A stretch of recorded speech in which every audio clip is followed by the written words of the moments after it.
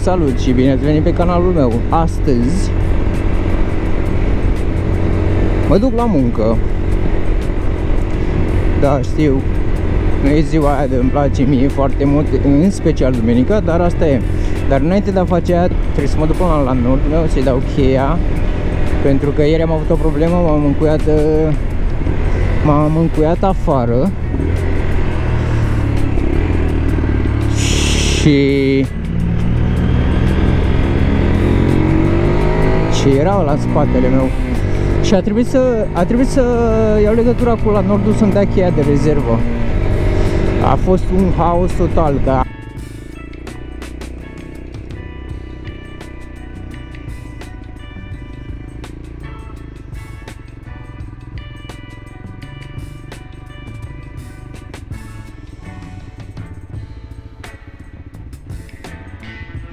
just drop this really quick.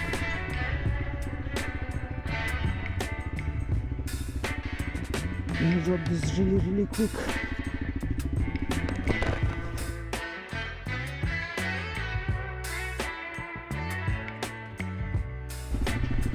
Deci am avut o întâlnire la 8 și era ceasul 7, chiar 7 și un sfert. Și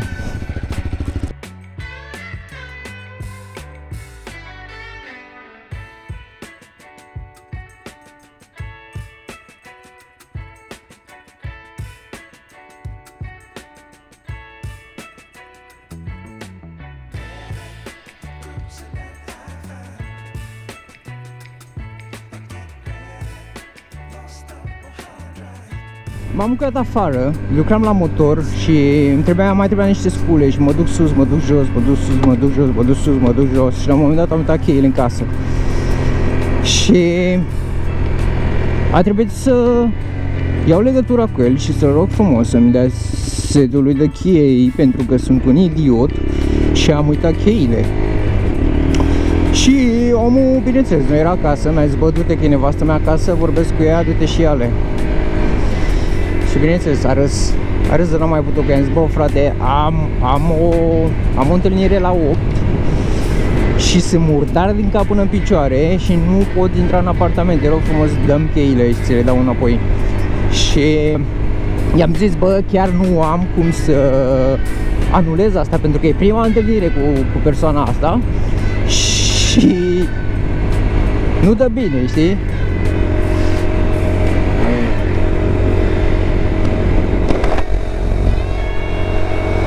Sau aude ceva iurea și mă enervează.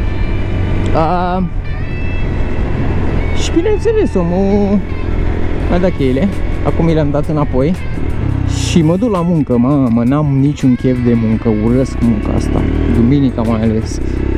Nu m-am dus o săptămână. Nici nu știu ce mă așteaptă. Mă pune ăștia pe tracul la marenii. Nu mai știu cum să-l operez. Bineînțeles, o să aibă de zi ceva pentru că am lipsit.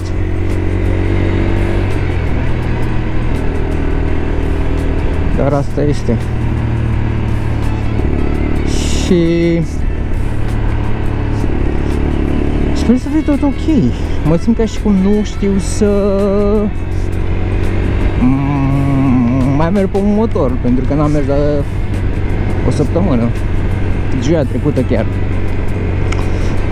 De fapt am mers acum vreo 2 zile când l-am testat un pic. Am făcut un valve clearance.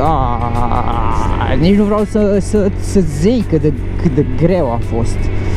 Nu am, pur și simplu nu știam cum să-l fac, frate. Deci înainte de a mă apuca, știam exact ce trebuia să fac. Până am desfăcut motorul. Când l-am desfăcut și am văzut ce e acolo, nici nu mai știam de ce să mă apuc. Și dacă ai făcut asta, probabil ai întâlnit fel și fel de valve. Valvele pe al meu sunt shimless buckets, care înseamnă au gălețile astea, practic. Sunt gălețile astea și șimurile sunt... De ce mă duc și eu așa tare? Șimurile sunt atașate de găleată și trebuie să schimb cu totul și chiar... Bineînțeles, neavând niciun pic de experiență, m-am cam panicat.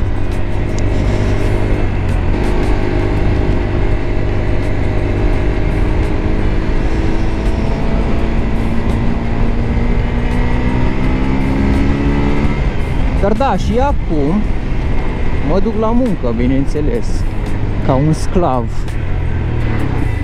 Ca asta e, frate, când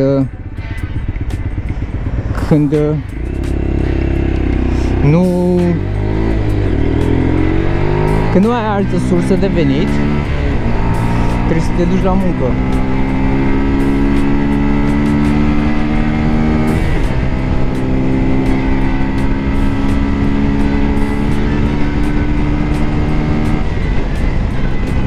Și asta fac eu acum.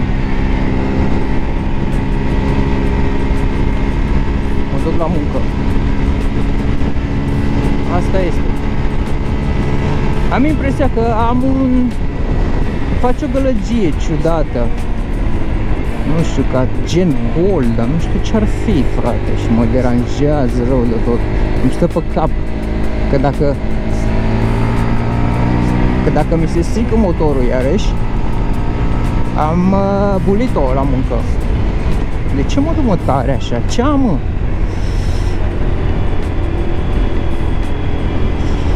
Sper să nu fie ăștia civilii din spatele meu, că dacă sunt, papa permis. Eu oricum sunt pe viteză așa. Îmi place viteza. Și da, să sperăm că totul e ok la muncă. Vremea e ok cât de cât. Pentru vremea de Anglia e acceptabilă. Putea fi mult mai bine, bineînțeles, dar nu este și trebuie să ne descurcăm cu ce avem, nu?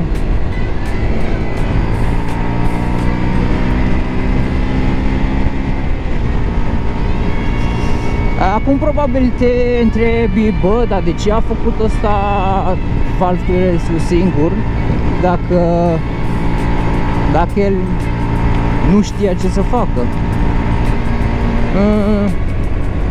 Lasă-mă să-ți răspund la acea întrebare. Pentru că pe absolut orice garaj care am sunat nu vor să-l facă. În special dealerii ăștia de Lexmoto nu vor să facă, pentru că este o grămadă de muncă. Trebuie să dai toate fairingurile jos, trebuie să dai tancul jos, trebuie să dai, nu știu, chiar nu știu ce o fi în capul lor. Și da, aia. Bineînțeles, probabil dacă căutam mai mult, găseam până la urmă pe cineva, dar îmi trebuie și mie într-o zonă cât de cât apropiată de mine.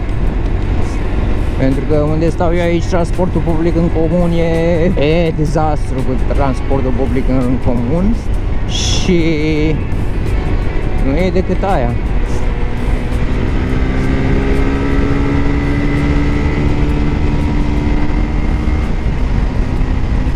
Hei!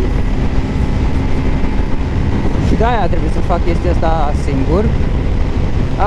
Acum știu exact, deci dacă ar fi să îl mai desfac o dată și să-l refac, știu exact ce trebuie să fac. Nu găseam, frate, pentru că pinionii pe camuri nu am marcaje și pur și simplu nu știam cum. A fost foarte ciudat și am fost foarte dezamăgit. Eram atât de supărat, am zis, bă, gamea. Dar în sfârșit am avut ajutor după un grup. Câteva persoane mi-au spus cum să fac și ce trebuie să fac. Și când am făcut prima dată nu pornea deloc, frate. Deci timingul era off total. Vreau să zic că am citit la articole online, dar nu găseam ceva concret, exact ce îmi trebuia mie. Și mă supărase rău de tot. Mai aveam un pic și intram în depresie, cred că dacă nu reușeam, picam într-o depresie de aia totală. Băgam piciorul în ea de muncă și aia era. Locuiesc atât de departe de locul de muncă, de nu-ți vine să crezi, frate. Adică nu chiar așa departe, dar dacă mă duc cu trenul, fac 5 ore pe zi, dus întors. Adică, acum înțelegi.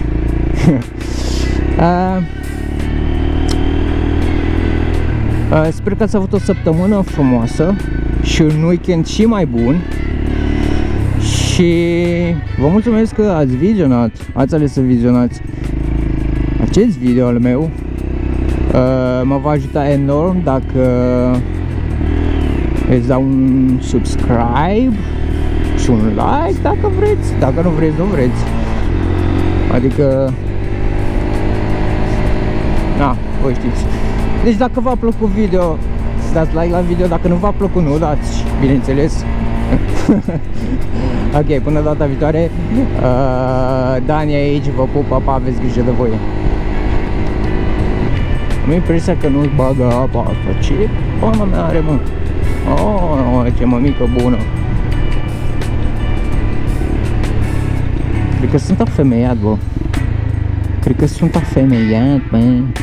Cred că sunt afemeiat, mă.